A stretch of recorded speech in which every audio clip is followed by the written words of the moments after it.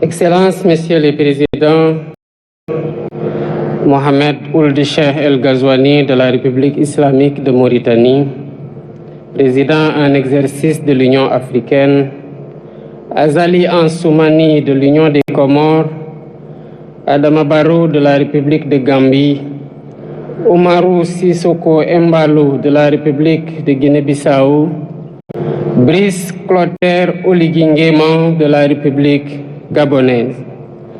Mesdames, Messieurs les chefs de délégation, Monsieur le Premier ministre, Monsieur le Président de la Commission de la CEDEAO, Mesdames, Messieurs les ministres et secrétaires d'État, Mesdames, Messieurs les membres du corps diplomatique, autorités administratives et locales, Monsieur le Président et les membres du comité de commémoration du 80e anniversaire, Mesdames, Messieurs les descendants des familles de tirailleurs sénégalais, distingués invités, chers corps citoyens, Mesdames et Messieurs.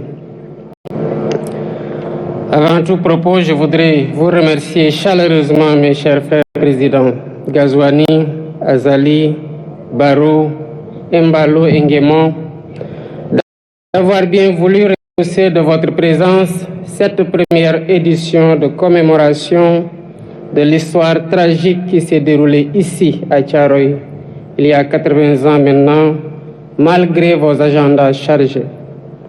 Je remercie tous nos hôtes et je leur souhaite un agréable séjour au Sénégal. À travers vous, je salue vos peuples respectifs. Votre présence remarquée à nos côtés est le symbole fort de votre attachement à l'histoire que nous partageons.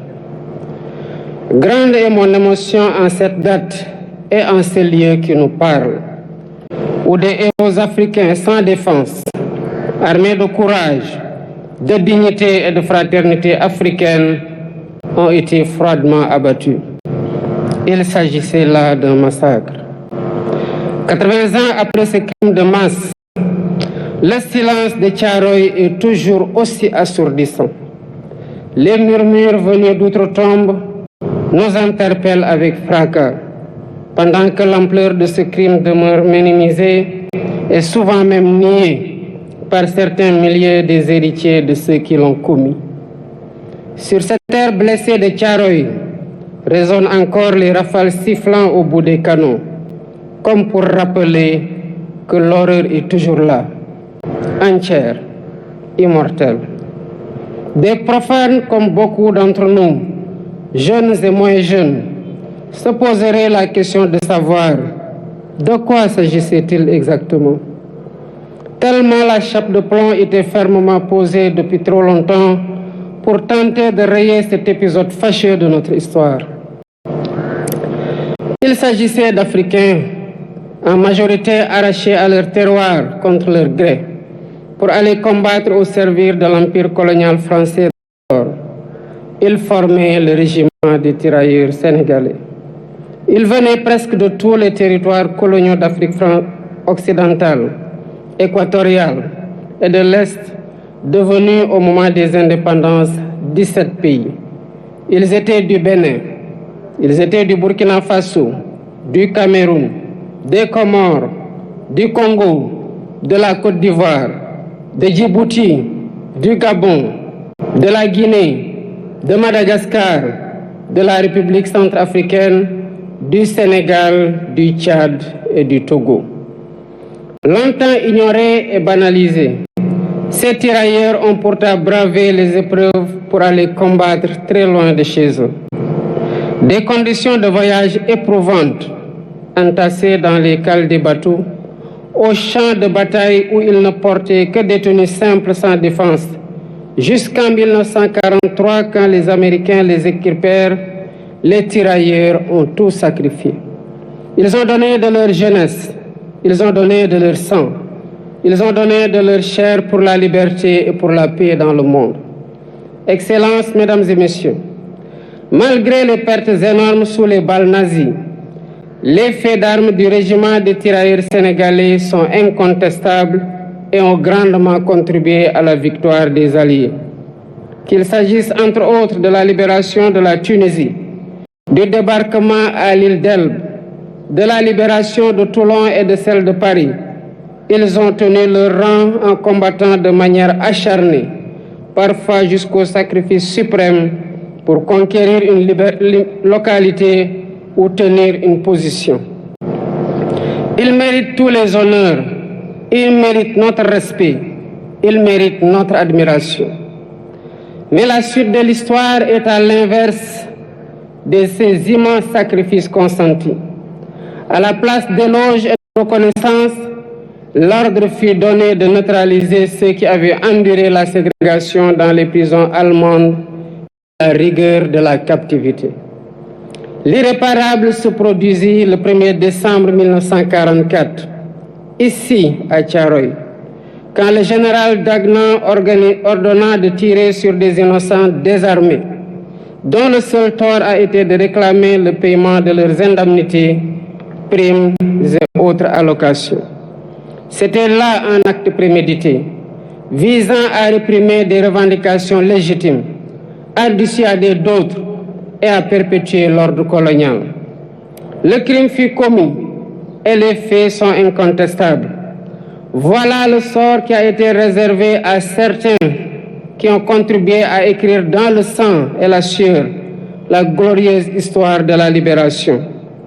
Aujourd'hui, par devoir de mémoire, de vérité et de justice, nous ne pouvons oublier l'horreur des exécutions sommaires ici au camp de Thiaroye.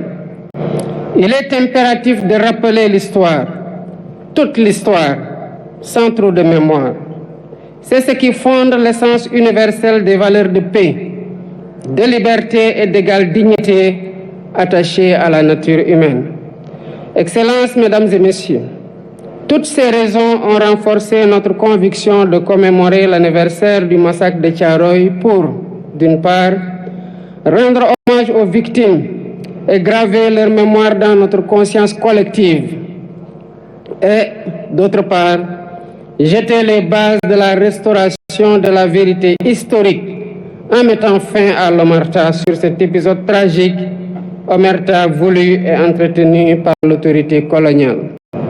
Ce faisant, il ne s'agira pas d'une porte ouverte pour susciter le ressentiment ni entretenir la colère et la haine. Non. Ce que nous faisons ici relève du devoir de mémoire contre l'oubli et pour la manifestation de la vérité des faits, pour nous acquitter d'une dette morale vis-à-vis des tirailleurs et de leurs familles.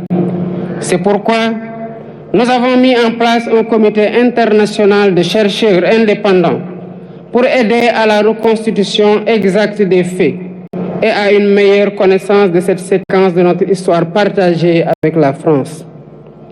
Pour faciliter les travaux de recherche, j'ai sollicité du président de la République française la mise à disposition de tout document d'archives pouvant contribuer à la manifestation de la vérité et leur collaboration le moment venu dans la localisation des sépultures et l'identification éventuelle des victimes. Je salue l'ouverture des autorités françaises actuelles qui ont accédé à notre requête pour la manifestation de la vérité.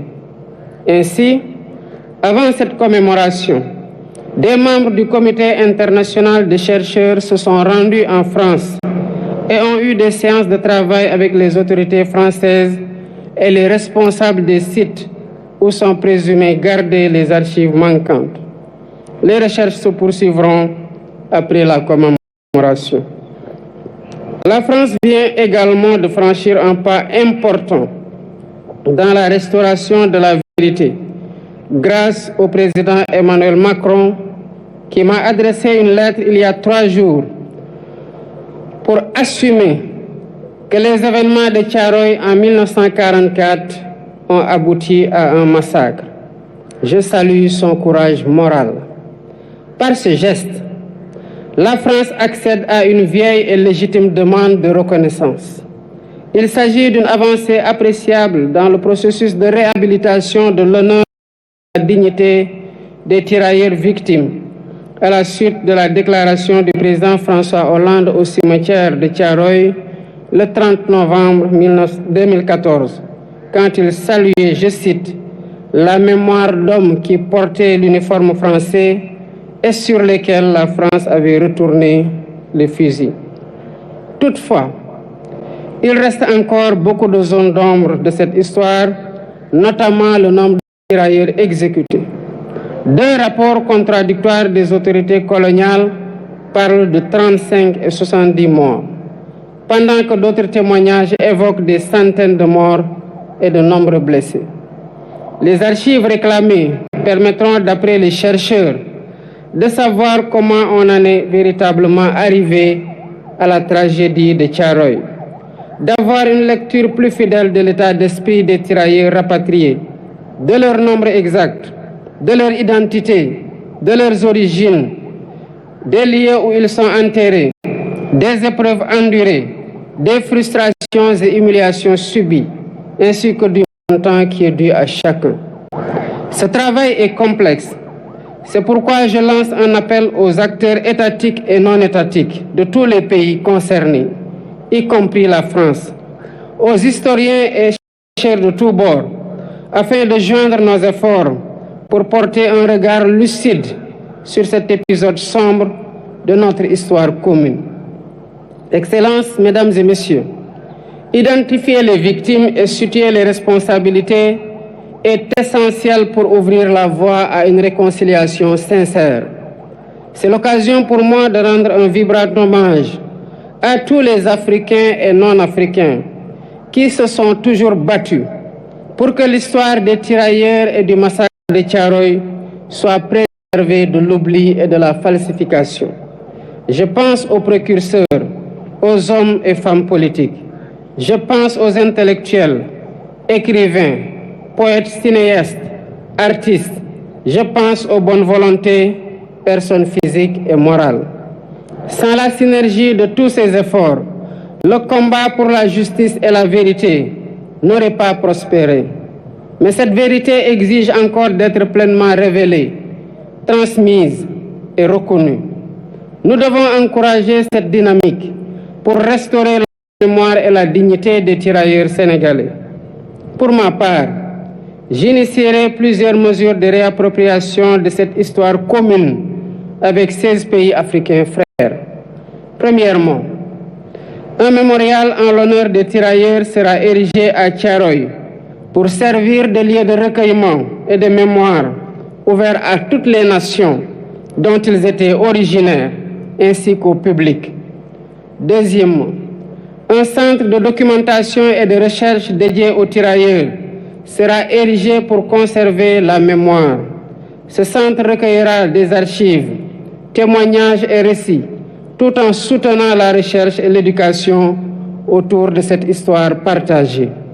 Troisièmement, des rues et des places porteront le nom de cet événement tragique, de ces soldats, pour inscrire leur sacrifice dans notre quotidien et notre histoire collective. Quatrièmement, l'histoire de Thiaroye sera enseignée dans les curricula éducatifs.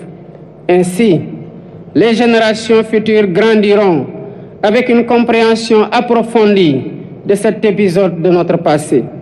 Cinquièmement, la journée du tirailleur est désormais fixée le 1er décembre de chaque année, jour de commémoration du massacre de Thiaroye. Excellences, Mesdames et Messieurs, l'histoire de la guerre et des répressions armées n'est jamais ordinaire. Elle est rarement racontée de façon intégrale. Ce fut le cas de la Seconde Guerre mondiale et surtout ses conséquences dans les colonies qui connurent des répressions innommables. Thiaroye 1944, Sétif et Guelma en Algérie en 1945, Hanoï et Haiphong au Vietnam en 1946, Madagascar en 1947, Douala au Cameroun ou Dimbokro en Côte d'Ivoire en 1948, 1949 et bien d'autres lieux. Chacune de ces histoires vit en nous par l'exercice mémoriel, ce qui nous rend fiers et reconnaissants envers nos anciens combattants. Rendre hommage à ces tirailleurs n'est pas seulement pleurer nos martyrs, c'est porter leur combat et en faire un levier pour réinventer nos rapports avec nous-mêmes, avec notre histoire et avec les héritiers de ceux-là qui ont été les auteurs de la tragédie. C'est dire au monde que les tirailleurs sénégalais n'étaient pas des mercenaires, mais bien les défenseurs d'une dignité humaine universelle. C'est proclamer haut et fort que cette dignité, si longtemps bafouée, ne sera jamais, plus jamais sacrifiée sur l'autel du silence et de l'oubli. Le massacre de Thiaroye est une blessure, mais il est aussi une leçon qui nous enseigne que la fraternité, l'unité et le refus de l'oubli sont les armes les plus puissantes dont disposent les peuples libres pour écrire leur avenir. Que cette commémoration, 80 ans après, ne soit pas qu'un moment de recueillement, qu'elle soit un serment renouvelé, un serment de justice, un serment de mémoire, un serment de vérité. Pour que plus jamais Thiaroye et les événements similaires ne se répètent sous aucune forme, nulle part ailleurs dans le monde.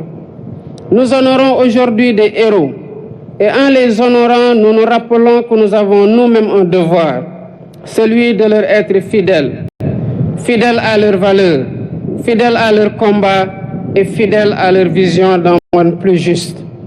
Ensemble, pour la vérité historique restaurée du massacre de Thiaroye, pour la justice, la liberté et la dignité pleine et complète. Je vous remercie de votre aimable attention.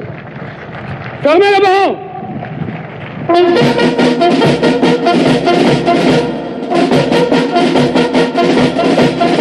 Présentez! Armes!